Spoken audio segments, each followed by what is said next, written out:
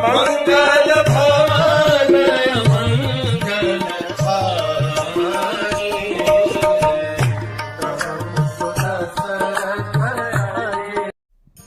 हरे कृष्ण। कल हमने देखा वाली और राम के बीच में रैपिड फायर क्वेश्चंस होते हैं। वाली प्रश्न पूछते हैं कि तुमने मुझे क्यों मारा, कौन से धर्म का पालन किया, और राम बताते हैं कि इस प्रकार से वो पूरे सही से धर्म का पालन करते ही आ रहे हैं। वाली के प्रश्न खत्म नहीं होते। वाली पूछते हैं, अरे राम, मैं तो एक नीच जाति हूँ, आप तो महान मनुष्य जाति है, मैं तो एक बंदर हूँ, आप हाईली सिविलाइज्ड ह्यूमन बीइंग है, मैं जंगलों में रहता हूँ, आप अच्छे सुसंस्कृत ग्रामों में रहते हैं, मैं तो केवल कंदमूल फल खाता हूँ, आप अच्छे अच्छे पकवान खाते हैं। आप में और मुझ में समानता क्या है जो आपने मेरे जैसे निम्न पशु को मार दिया? राम कहते हैं, क्षत्रियों का कर्तव्य है जहां पर भी उत्पात मचे उस उत्पात को जड़ से खत्म करें। तुमने यहाँ किष्किंधा में उत्पात मचाया और उस उत्पात को मिटाने के लिए मुझे यहाँ पर आना पड़ा, और ये क्षत्रिय का धर्म है उत्पात के लिए हर जगह पर जाकर के उत्पात को खत्म करना। अगर मुझे और 2 बार आना पड़े यहाँ पर तुम्हारे जैसे किसी और को खत्म करने के लिए, तो मैं फिर आऊंगा, ये हमारा कर्तव्य है।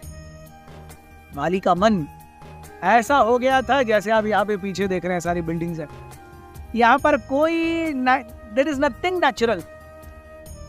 रावण के संग के कारण वाली का मन भी ऐसे ही अननेचुरल हो गया।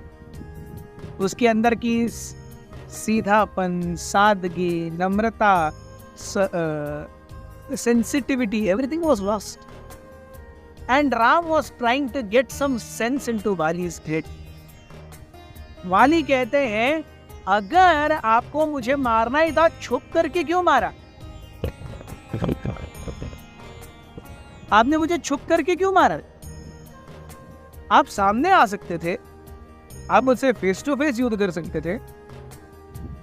राम कहते हैं, जैसे तुमने खुद कहा वाली कि तुम एक जंगल में रहने वाले बंदर हो, बंदर के साथ युद्ध नहीं किया जाता, क्षत्रिय बंदर को शिकार करते हैं, वो उसके साथ युद्ध नहीं करते।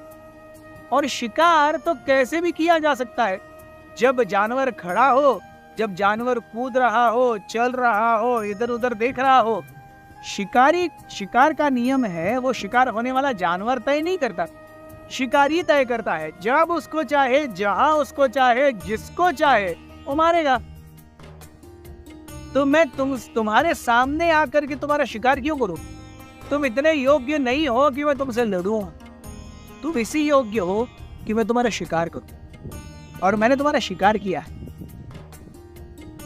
वाली फिर कहते हैं, अरे तुम्हें शिकार ही करना था, और कि तुम्हें अगर कुछ क्या स्किन चाहिए हो तो तुम एक हिरन का शिकार करते, एक व्याघ्र या बाघ का शिकार करते, उनसे तुम्हें स्किन मिलती। अगर तुम्हें दांत चाहिए थे तो तुम शेर का नहीं तो हाथी का शिकार करते, तुम्हें हस्ती दंत या व्याघ्र दंत या व्याघ्र नख मिल जाता। अगर तुम्हें बाल चाहिए थे तो गिलहरी और चूहे, ऐसे ऊंट बिलाव जैसे जो जानवर होते उनका शिकार करते। मुझे मार करके तुम्हें क्या मिलेगा? इस समय राम की आवाज एकदम जैसे यमराज जी या भगवान विष्णु कहते हैं ना, वैसे धीर गंभीर हो गई, और राम जोर से कहने लगे, इस वाली, मेरे किसी कारण हेतु मैंने तुम्हारा शिकार नहीं किया है, मैंने केवल धर्म के अधीन तुम्हारा शिकार।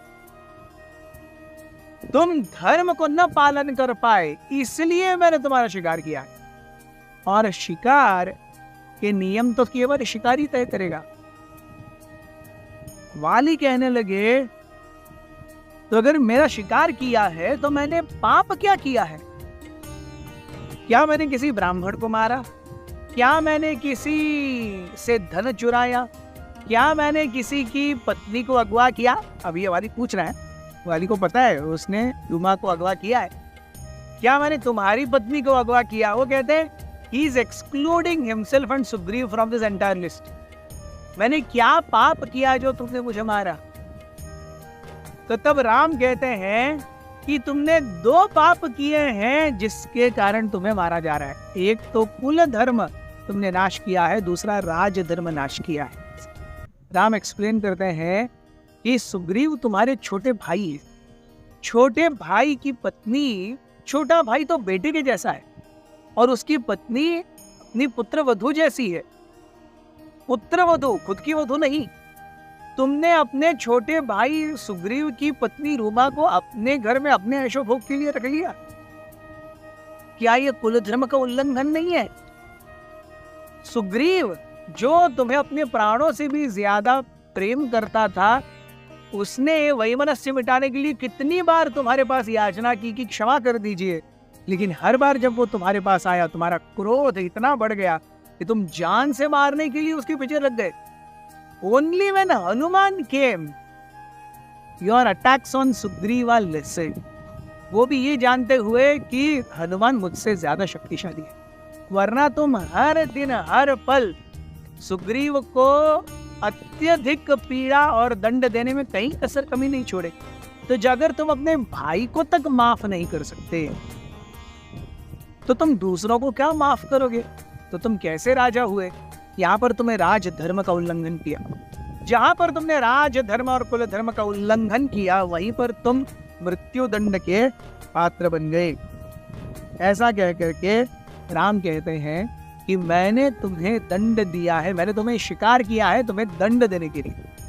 तुम्हारे जैसे वानर जहां पर भी अपने आप को धर्मात्मा केवल शक्ति के आधार पर मानेंगे और अपनी मनमानी करेंगे, तब वो पाएंगे कि राम और उनके बाण तुम्हारे जैसे आतताइयों और पापियों का पूरी तरह से नाश करने के लिए और अपने लिए शरणागत व्यक्तियों का प्रोटेक्शन देने के लिए हमेशा रेडी हैं। ये सब जब सुना वाली ने when it was done, nothing much was remaining. इसके बाद क्या हुआ ये हम देखेंगे हमारे कल के एपिसोड में। हमारे साथ बने रहिए। हरे कृष्ण।